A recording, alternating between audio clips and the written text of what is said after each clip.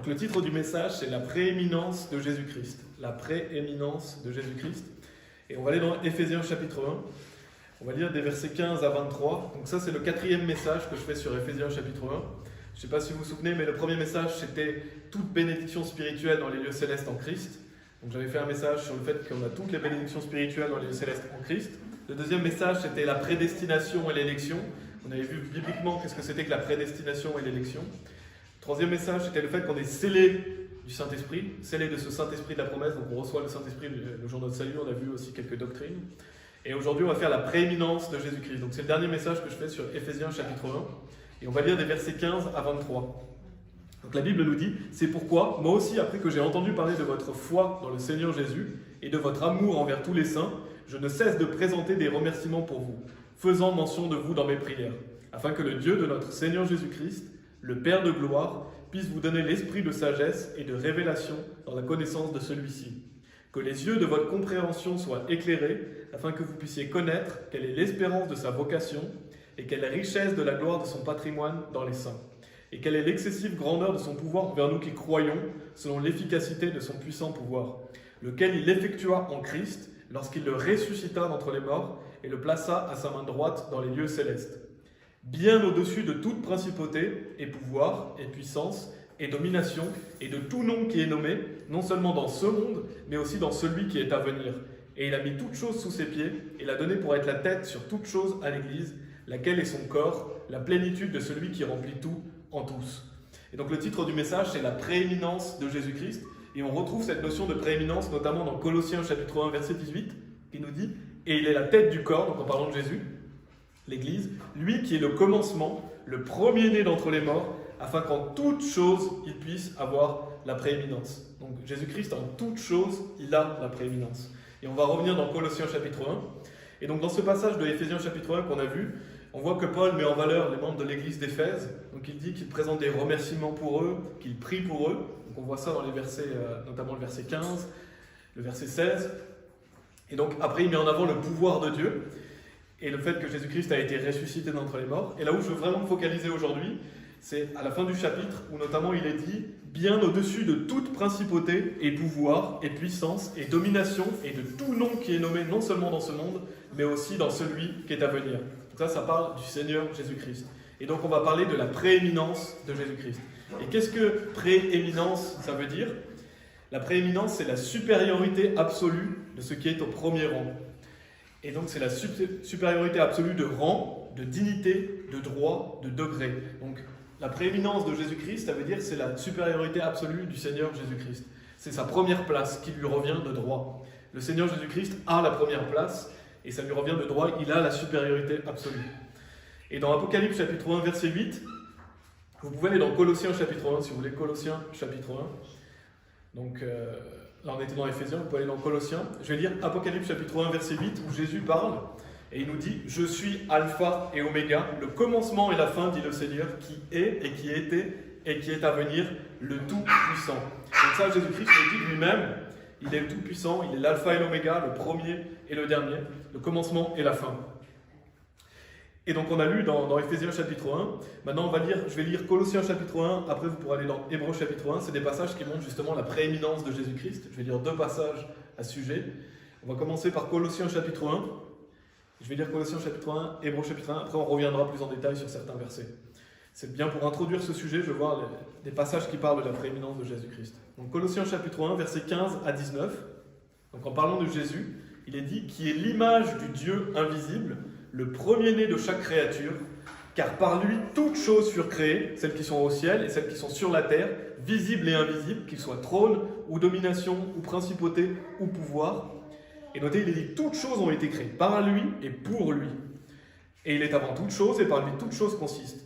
Et il est la tête du corps, l'Église, lui qui est le commencement, le premier-né d'entre les morts, afin qu'en toutes choses il puisse avoir la prééminence, car il a plus au Père qu'en lui toute plénitude demeurerait. » Donc ça c'est Colossiens chapitre 1. Allez dans Hébreux chapitre 1 si vous voulez. Hébreux chapitre 1. Je lis 2 passages qui montrent la gloire du Seigneur Jésus-Christ, sa prééminence, et après on reviendra sur certains versets. Hébreux chapitre 1, des versets 1 à 8, nous dit « Dieu, qui plusieurs fois et de diverses manières a parlé dans les temps passés au Père par les prophètes, nous a en ces derniers jours parlé par son Fils, qu'il a institué héritier de toutes choses, par qui aussi il a fait les mondes, qui étant la brillance de sa gloire et l'image formelle de sa personne, et soutenant toutes choses par la parole de son pouvoir. Lorsqu'il a par lui-même purgé nos péchés, s'est assis à la main droite de la majesté dans les hauteurs. Étant fait beaucoup plus meilleur que les anges, parce qu'il a par patrimoine obtenu un plus excellent nom qu'eux.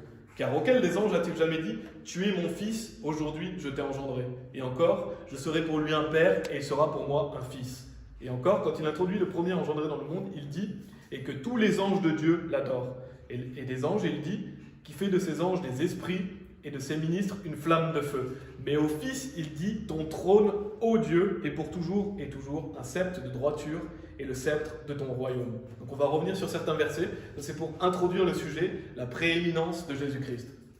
Et la première partie aujourd'hui que je vais faire, c'est que Jésus est le Créateur. Jésus est Dieu, c'est lui qui nous a créés. Donc pour rappel, bien sûr, on sait que Dieu est trois personnes. 1 Jean chapitre 5, verset 7 nous dit qu'il y en a trois qui attestent dans le ciel, le Père, la parole, donc c'est le Fils, Jésus, et l'Esprit Saint, et ces trois-là sont un. Donc notre Créateur est trois personnes, un seul Dieu, trois personnes distinctes, le Père, le Fils, Jésus et le Saint-Esprit. Donc Jésus est la deuxième personne de la Trinité, il est Dieu. Et donc on a lu dans Colossiens chapitre 1, versets 15 à 17, je les relis, mais il est dit « Qui est l'image du Dieu invisible, le premier-né de chaque créature, car par lui toutes choses furent créées, celles qui sont au ciel et celles qui sont sur la terre, visibles et invisibles, qui soient trône ou domination ou principauté ou pouvoir, toutes choses ont été créées par lui et pour lui, et il est avant toutes choses, et par lui toutes choses consistent. » Donc on peut noter dans ce passage que Jésus c'est l'image du Dieu invisible. Donc Jésus-Christ est l'image du Père. Et il nous dit d'ailleurs dans Jean chapitre 14, versets 6 à 9, Jésus lui dit « Je suis le chemin, la vérité et la vie. Aucun homme ne vient vers le Père que par moi. » Donc c'est un célèbre verset qu'on connaît. Jésus-Christ est le chemin, la vérité et la vie. Et notez ce qu'il est dit après. Si vous m'aviez connu, vous auriez aussi connu mon Père. Et désormais, vous le connaissez et vous l'avez vu. Et Philippe lui dit « Seigneur, montre-nous le Père, et cela nous suffit. » Jésus lui dit « Ai-je été si longtemps avec vous, et cependant tu ne m'as pas connu, Philippe? Celui qui m'a vu a vu le Père. Et comment dis-tu alors, montre-nous le Père ?» Donc on peut voir que si vous voyez Jésus, vous avez vu le Père. Jésus-Christ nous dit que quiconque l'a vu a vu le Père. Pourquoi? Parce qu'il est l'image du Dieu invisible. Jésus-Christ est l'image du Père. Et dans Hébreux chapitre 1, il est dit qu'il est la brillance de sa gloire et l'image formelle de sa personne. Ça c'est important de souligner, Jésus est l'image du Père. Et il est dit, car par lui toutes choses furent créées, toutes choses ont été créées par lui et pour lui, par lui toutes choses consistent. Ça veut dire quoi? Ça veut dire que Jésus-Christ est le Créateur. Jésus-Christ est Dieu, c'est lui qui nous a créés. En fait, Dieu a créé toutes choses par Jésus-Christ. Dieu a créé toutes choses par Jésus. Il est dit même celles qui sont au ciel et celles qui sont sur la terre, visibles et invisibles, qui soient trône ou domination ou principauté ou pouvoir. Donc Jésus-Christ vous a créé et vous a créé pour lui. Donc ça c'est important de toujours se rappeler, vous avez été créé par Jésus-Christ et pour lui. C'est ce qu'il dit, toutes choses ont été créées par lui et pour lui. Et donc, si vous vous demandez pourquoi j'ai été créé, pour Jésus-Christ. C'est aussi simple que ça. Pourquoi vous avez été créé? Pour Jésus-Christ, pour la gloire de Dieu. Et notez aussi qu'il est dit, donc on a vu dans Colossiens chapitre 1, par lui toutes choses consistent. Et dans Hébreux chapitre 1, il est dit, soutenant toutes choses par la parole de son pouvoir. Qu'est-ce que ça veut dire? Ça veut dire que Jésus, c'est celui qui maintient l'équilibre de notre monde. C'est Jésus-Christ qui maintient l'équilibre, c'est lui qui soutient toutes choses. En fait, toute l'organisation de l'univers est maintenue par Jésus-Christ. Il soutient toutes choses. Et c'est soutenu par la parole de son pouvoir. Et ça montre quoi? Ça montre la puissance du Seigneur Jésus-Christ, ça montre l'immensité de son pouvoir et sa prééminence. La prééminence revient à Jésus-Christ et par lui que toute chose consiste.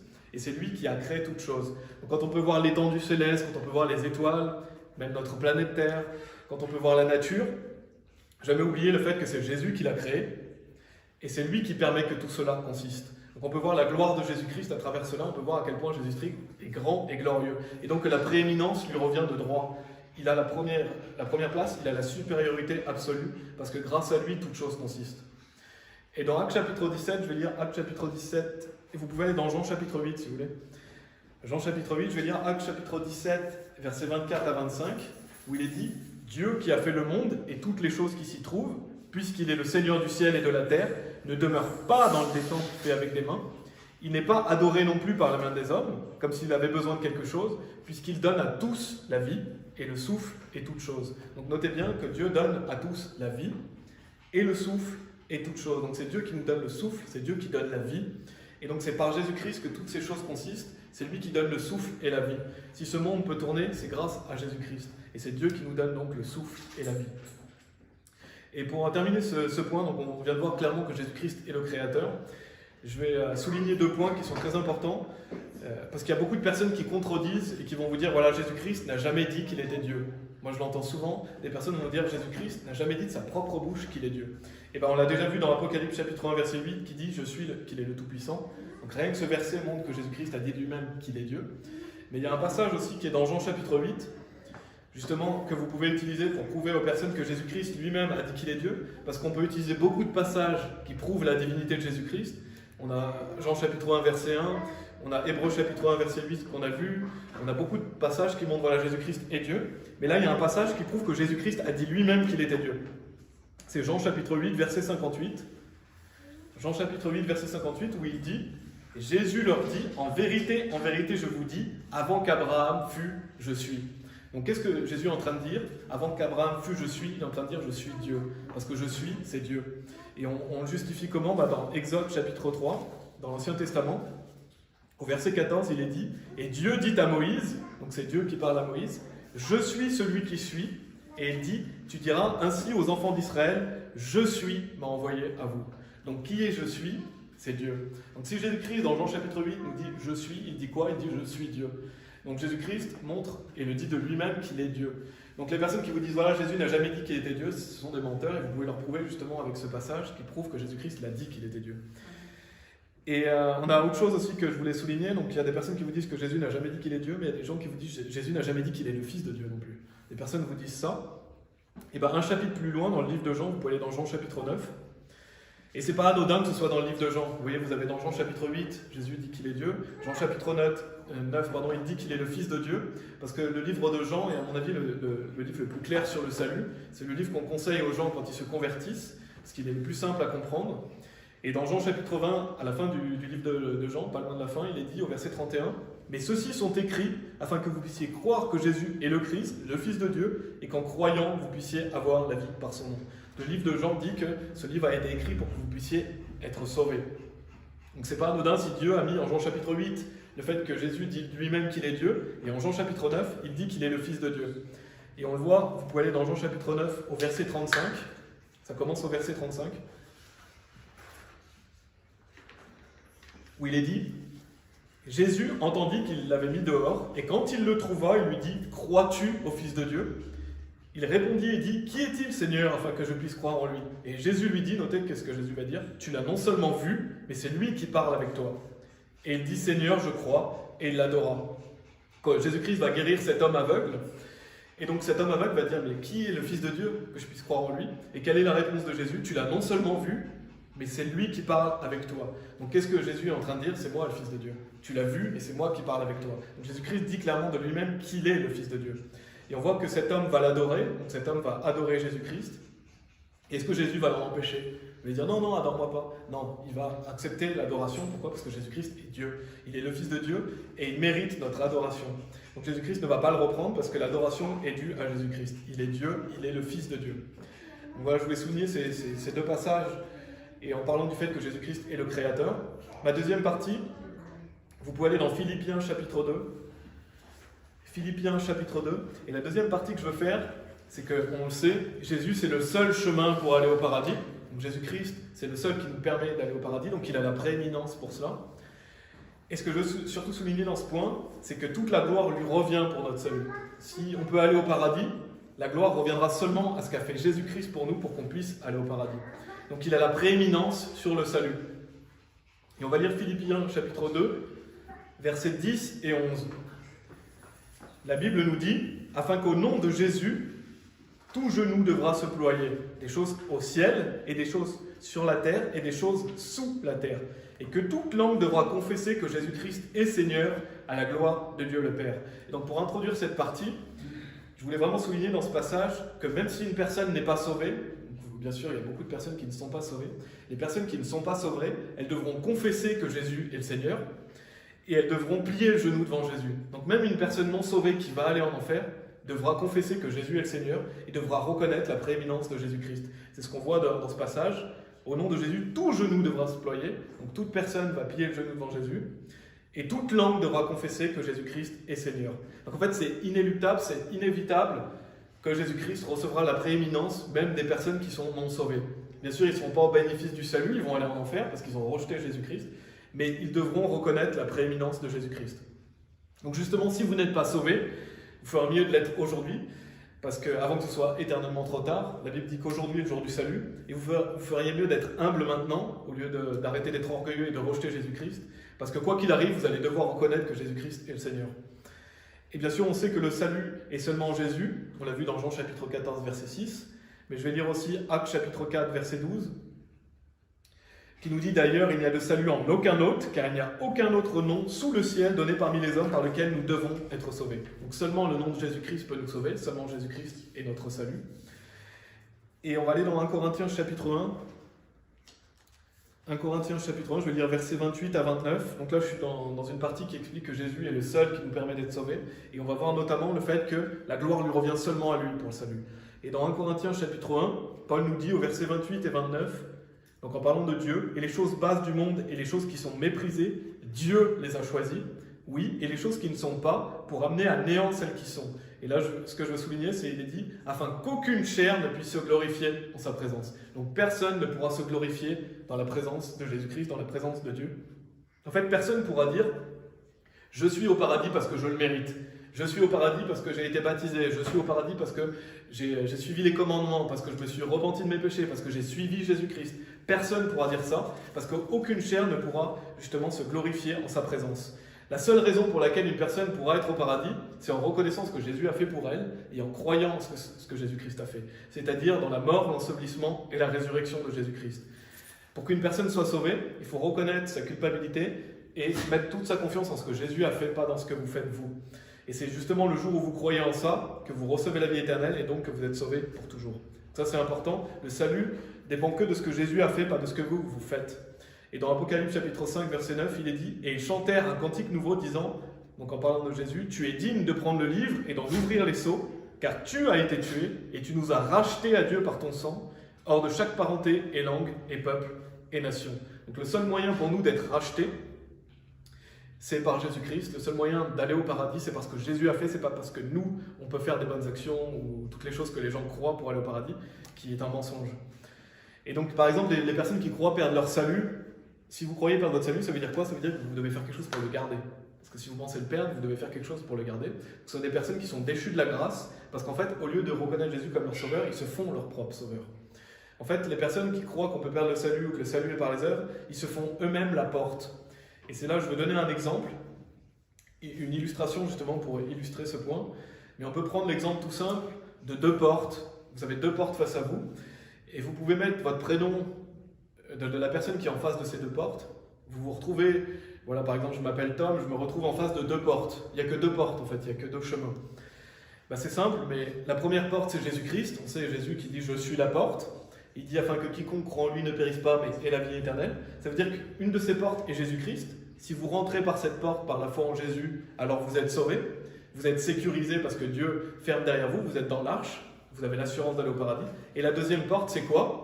Ça pourrait être écrit, moi si je m'appelle Tom, ça pourrait être écrit Tom. Pourquoi? Parce que c'est la porte qui, mes œuvres, le fait que je sois une bonne personne, le fait que je sois allé à l'église, les gens qui disent qu'il faut suivre Jésus-Christ pour être sauvé, les gens qui disent qu'il faut changer de vie, qu'on peut perdre le salut, ça c'est la deuxième porte, c'est soi-même en fait. On se fait le propre sauveur, ces gens vont directement en enfer. Ça veut dire quoi? Ça veut dire qu'il n'y a que deux portes. Si je m'appelle Tom, il y a Jésus et il y a moi-même. Et les personnes qui croient en eux-mêmes vont directement en enfer. Donc tous les gens qui croient qu'il faut rajouter quelque chose à l'œuvre de Jésus-Christ vont aller directement en enfer. Parce qu'au lieu de glorifier Jésus, ils se glorifient eux-mêmes. Et c'est pour ça qu'il est dit non des œuvres afin qu'aucun homme ne se vante. Parce que personne ne peut se glorifier en la présence de Jésus-Christ. Et donc, c'est le seul moyen d'y aller, et la gloire lui revient, la prééminence revient à Jésus-Christ pour notre salut. Donc ça, c'était mon deuxième point. Maintenant, le troisième point, c'est que la prééminence de Jésus, elle doit être mise en avant, et nous devons le faire dans notre vie chrétienne aussi. Parce qu'une fois que vous êtes sauvés, donc vous êtes sauvés pour toujours, commence la vie chrétienne. Parce que le salut, c'est le repos, vous vous reposez sur Jésus, mais la vie chrétienne est une course qui commence le jour de votre salut. Et donc la question que je veux vous poser et que je pose à tous ceux qui écoutent, et même à moi-même, c'est Jésus est-il le premier dans votre vie? C'est une bonne question à vous poser. Est-ce que Jésus-Christ a la prééminence dans ma vie? Parce que c'est ce qu'il doit avoir. En tant que chrétien, on doit donner la prééminence à Jésus-Christ dans toutes choses de notre vie. Il doit avoir la prééminence. On l'a vu dans Colossiens chapitre 1, afin qu'en toutes choses, il puisse avoir la prééminence. Donc ce n'est pas seulement dans certaines choses, dans toutes choses de votre vie, Jésus doit avoir la prééminence. Il doit être le premier dans tout ce que vous faites. Et on va lire 1 Corinthiens chapitre 7 si vous voulez. Parce qu'on va aller dans 1 Corinthiens chapitre 7, après on va aller dans 1 Corinthiens chapitre 6.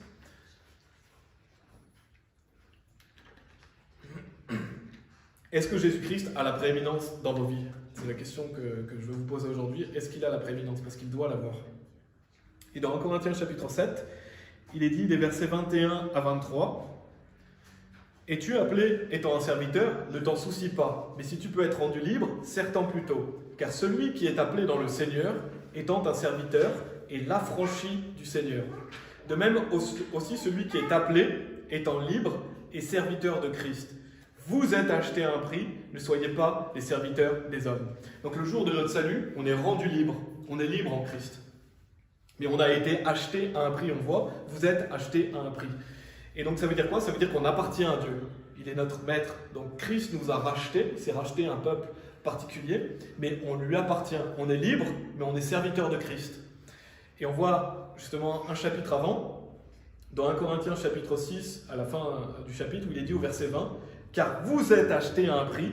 Par conséquent, glorifiez Dieu dans votre corps et dans votre esprit qui appartiennent à Dieu. » Donc si vous êtes sauvés, votre esprit et votre corps ne vous appartient pas. Ça appartient à Dieu. Il a la propriété sur vous, en fait.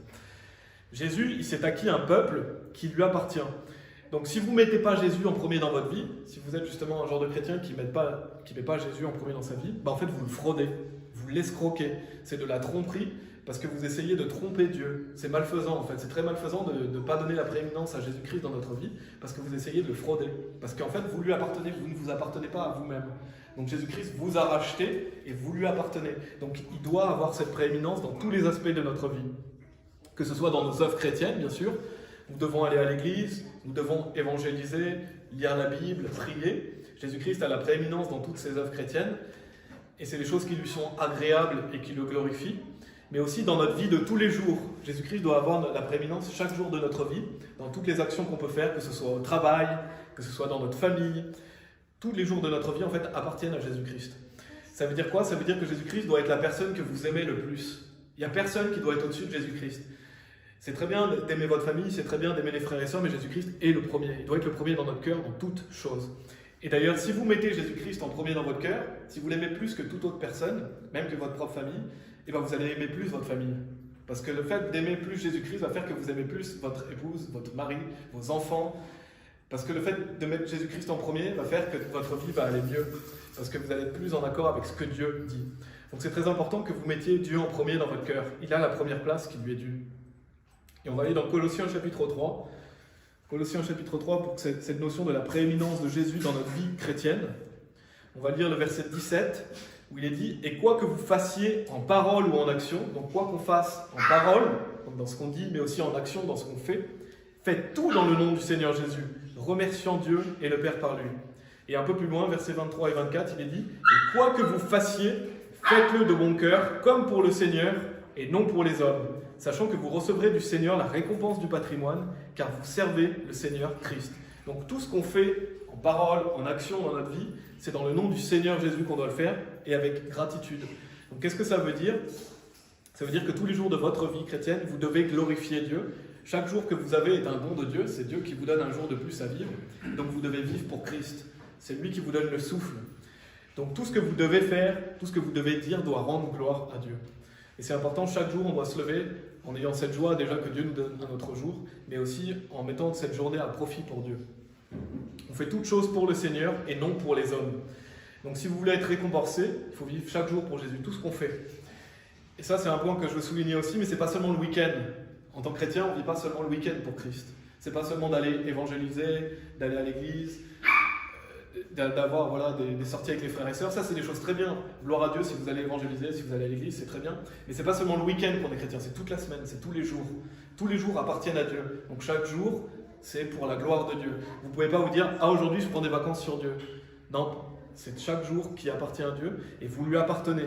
Dieu vous a racheté pour que vous viviez pour lui chaque jour de votre vie, que ce soit dans votre travail, dans votre famille, vos relations sociales, tous les jours lui appartiennent. Ce n'est pas seulement le week-end qu'on vit pour Dieu. Et donc, c'est important toujours de se poser la question et de rentrer en soi-même et de se poser la question, est-ce que Jésus a la prééminence dans ma vie? Si ce n'est pas le cas, justement, faites en sorte de vous améliorer pour qu'il ait la prééminence dans votre vie, parce qu'elle lui revient. Donc ça, c'était le troisième point. Le quatrième point que je veux souligner, c'est la gloire de Jésus-Christ. La gloire de Jésus-Christ, on l'a vu dans Hébreux chapitre 1, verset 3. Et si vous voulez, vous pouvez aller dans Apocalypse chapitre 1, dans la fin de Bible, Apocalypse chapitre 1. Et je vais lire Hébreux chapitre 1, verset 3, où il est dit « Qui étant la brillance de sa gloire », en parlant de Jésus-Christ, et l'image formelle de sa personne, et soutenant toutes choses par la parole de son pouvoir, lorsqu'il a par lui-même purgé nos péchés, c'est assis à la main droite de la majesté dans les hauteurs. Donc on l'a vu, Jésus-Christ est la brillance de la gloire du Père. Il est l'image formelle de sa personne, qui a vu le Fils, a vu le Père.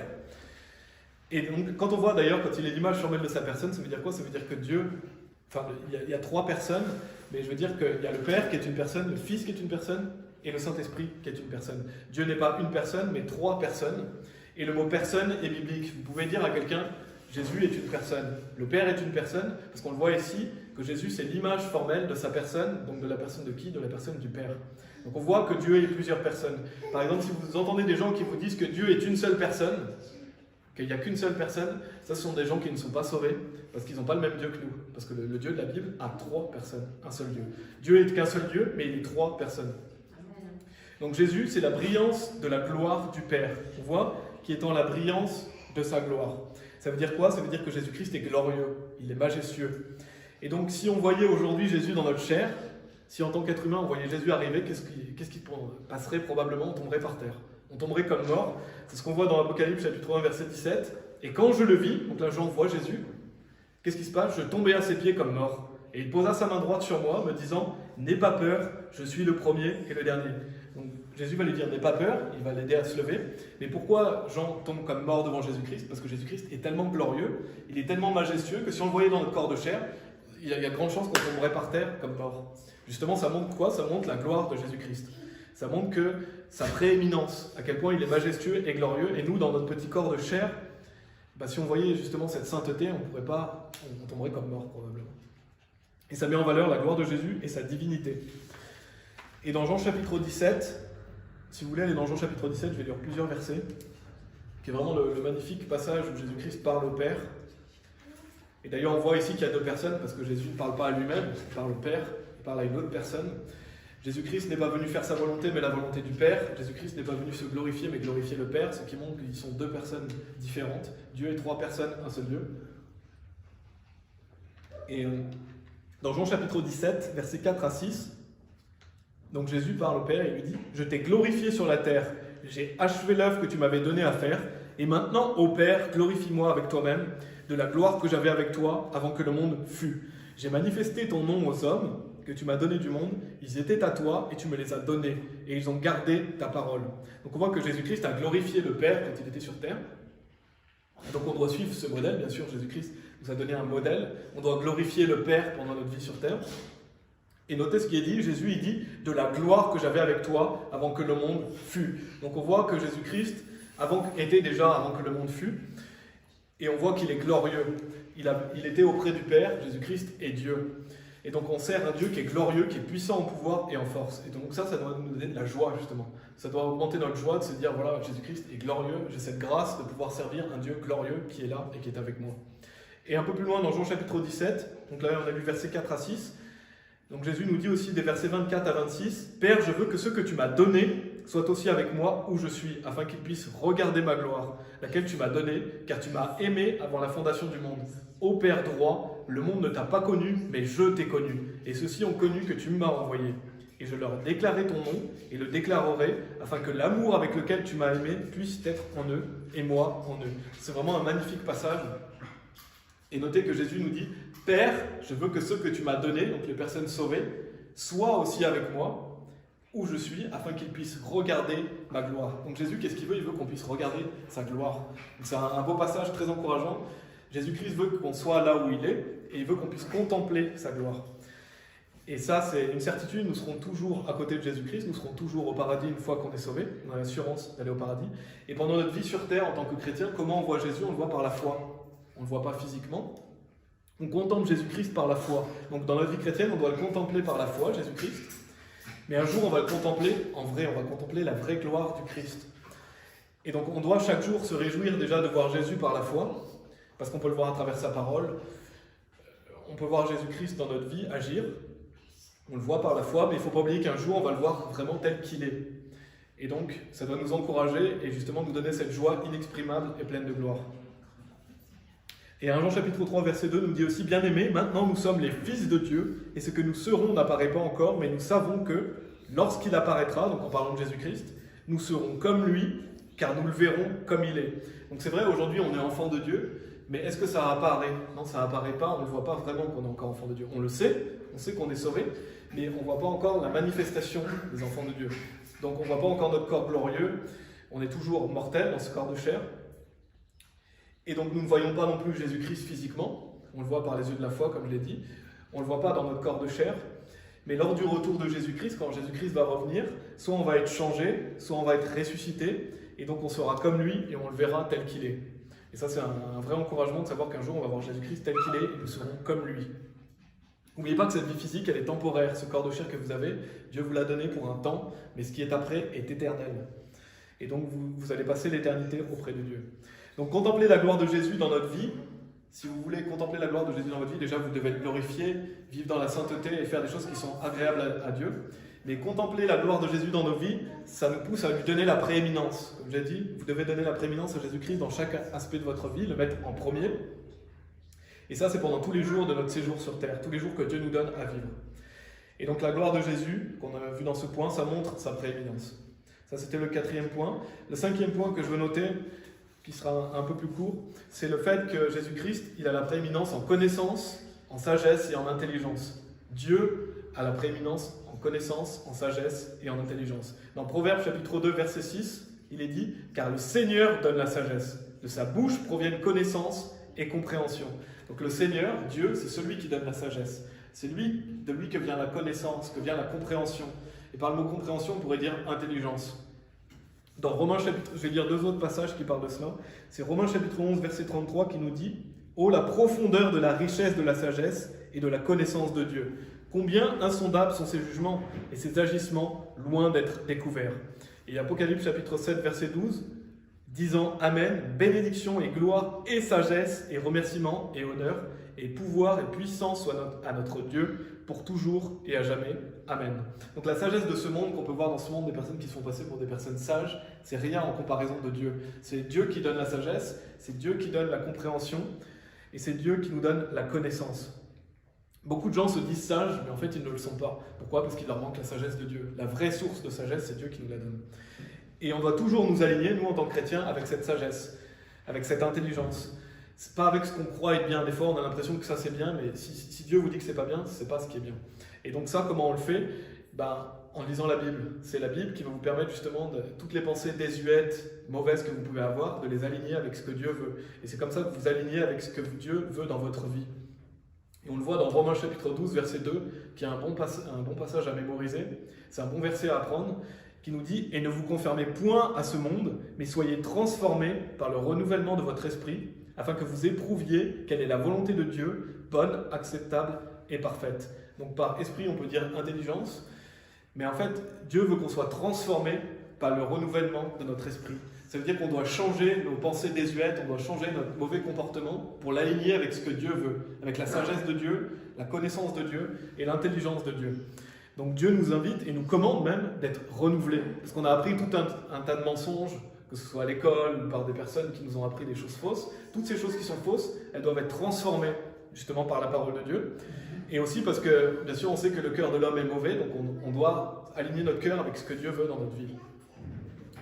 Et j'aime bien ce proverbe aussi, on a Proverbe 21, verset 30, qui nous dit « Il n'y a ni sagesse, ni compréhension, ni conseil face au Seigneur. » Donc ça veut dire quoi? Ça veut dire que face à Dieu, il Il n'y a aucune sagesse, aucune compréhension, aucun conseil qui tienne debout devant lui. Donc toute la sagesse du monde, elle ne vaut rien en comparaison de la sagesse de Dieu.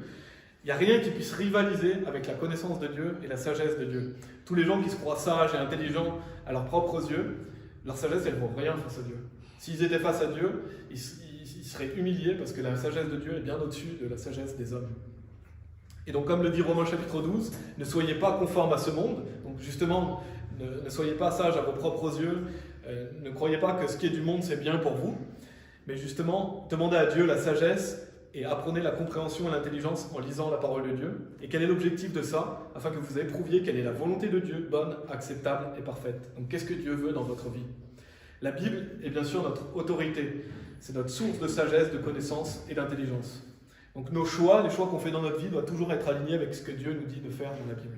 Ça, c'était le 5e point. Et le dernier point, qui est un encouragement aussi, mais c'est que la prééminence de Jésus-Christ, donc le fait que Jésus-Christ a la supériorité absolue, ça va être manifesté un jour sur la terre pendant le millénium. Donc la prééminence de Jésus-Christ va être visible sur cette terre pendant le millénium. Le millénium, c'est le règne de 1000 ans de Jésus-Christ sur terre. Jésus-Christ va régner pendant 1000 ans avec les saints, et ça aura lieu après la colère de Dieu et après la bataille d'Armageddon. Et je vais lire 3 passages qui parlent du millénium et qui montrent justement que c'est le règne du Christ. Apocalypse chapitre 11, verset 15 nous dit « Et le 7e ange sonna, et lut de grandes voix au ciel, disant « Les royaumes de ce monde sont devenus les royaumes de notre Seigneur et de son Christ, et il régnera pour toujours et à jamais. » On a Apocalypse chapitre 20, verset 6 qui nous dit « Béni et saint est celui qui a part à la première résurrection. Sur cela, la seconde mort n'a aucun pouvoir, mais ils seront prêtres de Dieu et de Christ, et régneront avec lui 1000 ans. » Donc là, on voit vraiment les 1000 ans du millénium, du règne de Jésus-Christ sur terre. Et Daniel chapitre 7, verset 27 nous dit « Et le royaume et la domination et la grandeur du royaume qui sont sous le ciel entier seront donnés au peuple des saints du Très-Haut, dont le royaume est un royaume éternel, et toutes les dominations le serviront et lui obéiront. » Donc Jésus-Christ va régner, littéralement et physiquement, sur cette terre pendant 1000 ans. Il va régner avec un bâton de fer, on le voit, il y a des passages qui montrent ça, et ça sera donc un royaume de paix et de justice.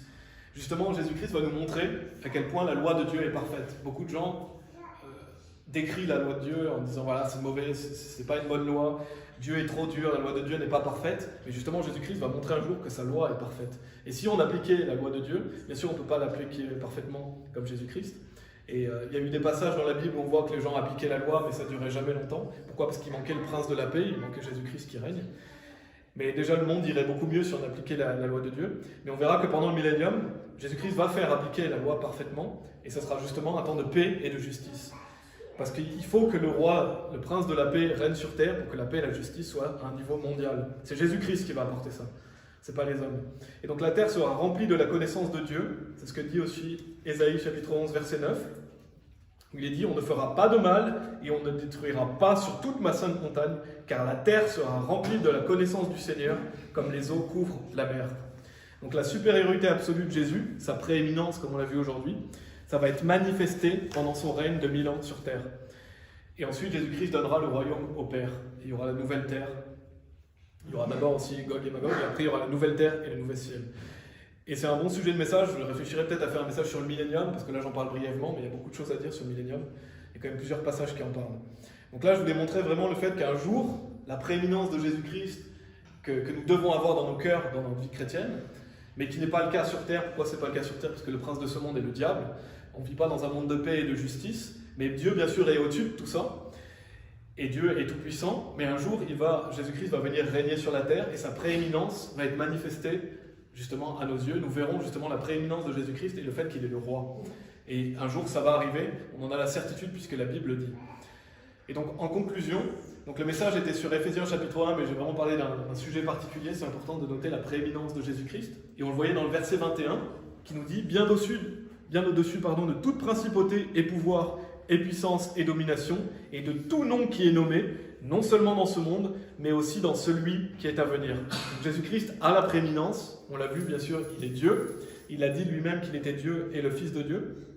On ne doit jamais oublier qu'il a créé, il est le Créateur, et que Dieu a créé toute chose par Jésus-Christ, et que c'est par lui que toute chose consiste. Vous avez été créés par lui et pour lui. Il est le seul chemin pour aller au paradis, et donc on doit rentrer seulement par cette porte, en rajoutant rien à ce qu'il a fait. On doit donner notre prééminence à Jésus-Christ dans notre vie chrétienne, dans tous les aspects de notre vie. Justement, s'il y a un aspect dans votre vie où vous ne donnez pas la prééminence de Jésus-Christ, il faut que ça change parce que Dieu veut avoir la prééminence et ça lui revient de droit. Et sachez une chose, c'est que si vous ne donnez pas la prééminence, à Jésus-Christ dans un aspect de votre vie, Dieu va venir sur vous dans cet aspect de votre vie pour y travailler. Parce que Dieu doit avoir la prééminence. Donc par exemple, si vous ne donnez pas la prééminence à Dieu dans votre famille ou dans votre travail, des choses vont arriver parce que Dieu doit avoir cette prééminence. Et donc si vous aimez vos proches, si vous aimez Dieu, justement donnez-lui la prééminence avant qu'il arrive quelque chose peut-être de désagréable parce que Dieu mérite cette prééminence, parce que Dieu va châtier ses enfants, parce qu'il les aime. Et parce que le fait que vous mettiez Dieu en premier va vous rendre joyeux et heureux. C'est ça que Dieu veut. Dieu veut qu'on lui donne la prééminence parce que c'est comme ça qu'on a la vraie joie, c'est comme ça qu'on a les fruits de l'esprit.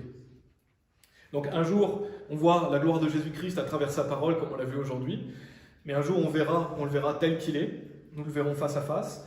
On a vu aussi que Dieu a la prééminence en sagesse, en compréhension et en connaissance, et que la Bible est notre source et notre autorité. Et donc on a vu dans le dernier point que la manifestation de la première place de Jésus se verra pendant le millénium et pendant son règne sur terre. Il va avoir toute autorité sur la terre. Et pour terminer, je vais lire 1 Pierre chapitre 5, versets 10 et 11, pour terminer ce message, qui nous dit « Mais le Dieu de toute grâce, qui nous a appelés à sa gloire éternelle par Christ Jésus, après que vous aurez souffert quelque temps, donc c'est sûr qu'on aura des souffrances, on va souffrir sur cette terre, on va être affligé, on aura des persécutions, mais il est dit vous rendra parfait, établi, fortifié, vous maintiendra. Donc Dieu est celui qui nous maintient, qui nous fortifie. Et il est dit à lui soit gloire et domination pour toujours et toujours. Amen. Amen. On va prier. Merci Seigneur parce que tu as la prééminence et vraiment c'est ce qui nous rend joyeux. Si on veut vraiment être heureux chaque jour, nous devons te mettre en premier. On a cette joie inexprimable et pleine de gloire que le monde ne peut pas nous donner. Cette paix aussi que tu nous donnes et que tu nous donnes si on te met en premier. Si on médite sur ta parole, si on lit ta parole, si on garde tes commandements, alors on a la vraie joie, la vraie paix. Et je prie Seigneur pour que tu nous donnes la sagesse, la compréhension et l'intelligence aussi, pour bien comprendre ta parole, bien la transmettre et bien l'appliquer. Seigneur, que nous puissions être des chrétiens qui vivons pour toi chaque jour et pas seulement le week-end, et que nous puissions te glorifier dans tous les aspects de notre vie, aide-nous justement à te glorifier. Et nous nous réjouissons d'avance du fait que tu vas régner sur terre et du fait que nous te verrons tel que tu es, grâce à ce que tu as fait pour nous. Jésus-Christ. Amen.